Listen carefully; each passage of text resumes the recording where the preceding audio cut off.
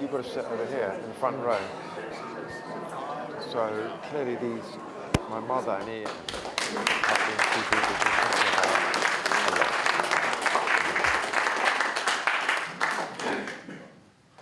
In this room, I believe, we have assembled more people who have lived and breathed this case than ever before.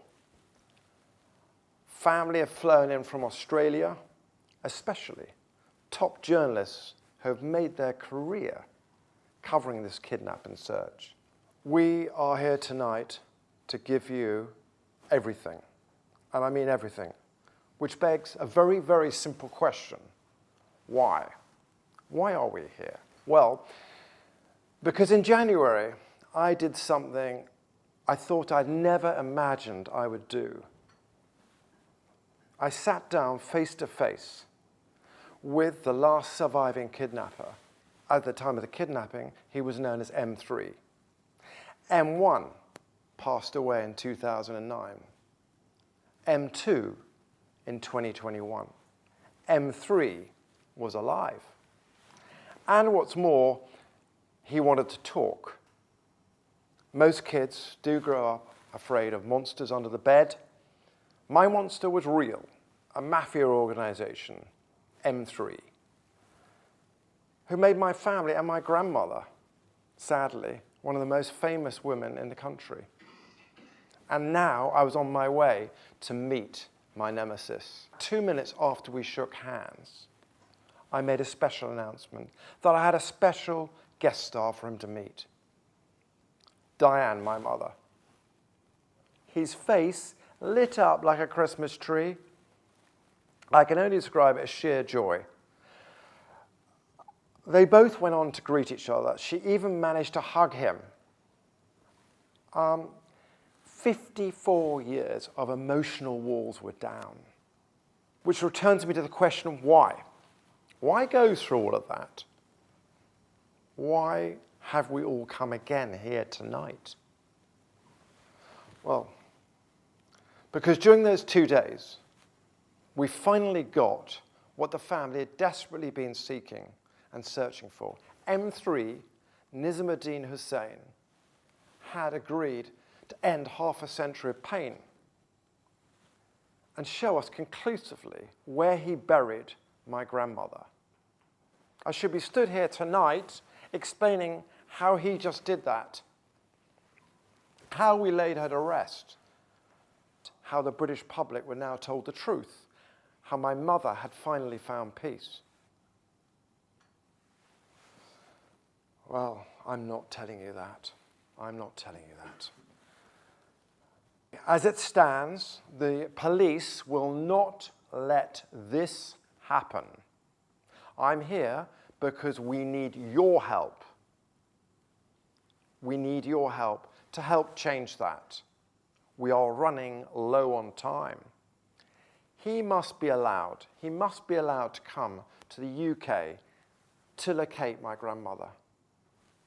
Nizam Hussain is lucid, a reliable witness. He alone knows the truth. He wants to help. He's getting older. Unless we act now, right now, we risk losing him, and by extension, my grandmother forever. Now, if you're listening to this and wondering, am I missing something here? Rest assured you're not. You're not missing anything. The situation is as bonkers as it sounds. As bonkers as it sounds, I repeat. The Metropolitan Police website has an explanation of why they are blocking it, as follows. We know questions have been raised about why we have not brought Hussain to the UK to assist with the search. Our view has always been that we don't believe it provides us with beneficial information. Well, he buried my grandmother. And therefore, we would not formally approach the Home Office, who would be required to grant permission, who, by the way, are delighted to grant permission.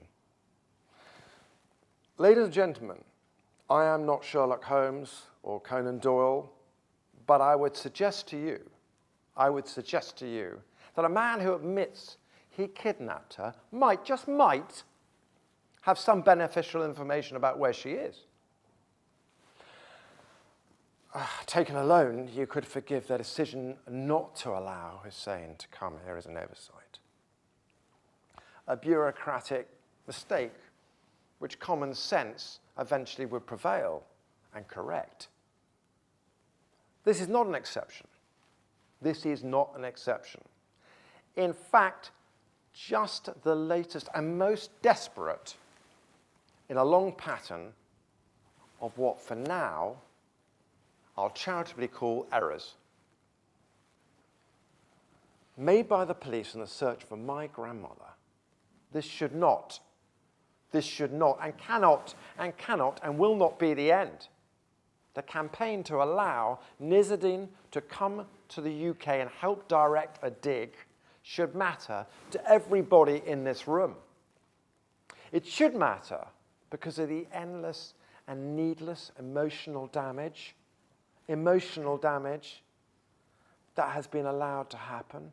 It should matter because in this country, the truth actually does matter.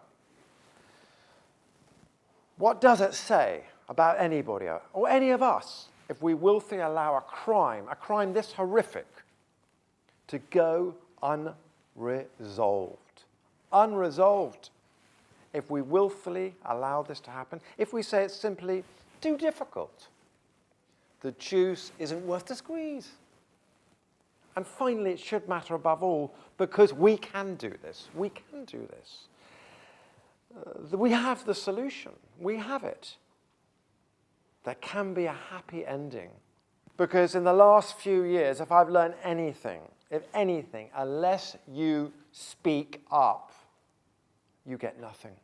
Now from appealing for my grandmother's release on television to embracing Nizam, no one has endured harder, more than my mother, Diane, and my uncle, Ian.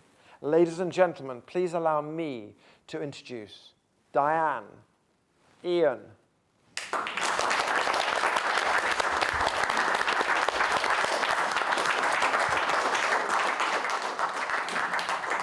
I never really could believe that my mother was dead. I kept her alive in my inside. I used to walk in London and think, oh my God, that's her from behind. You know, I never came to terms with losing her. You know, I've got 4 children and 10 grandchildren. How do you talk to them about it? What do you say? It's just not something that you can really deal with. But I have no doubt, I'm going to Trinidad tomorrow, and I have no doubt that I'll deal with it quite happily because, well, not happily, but I'll be able to deal with it in my own way. And I'm going there to do a specific task, which is to try and get more information out of Nizam, because he's obviously, from the pictures you've seen on that screen tonight, over the last couple of years, he's aged enormously. There's one particular recent picture which shows him quite a disheveled old man, and yet I'm a lot older than he is. But no, I'm going there because if we lose him, and we hope we don't simply because we want him to come to the farm and show us where she is.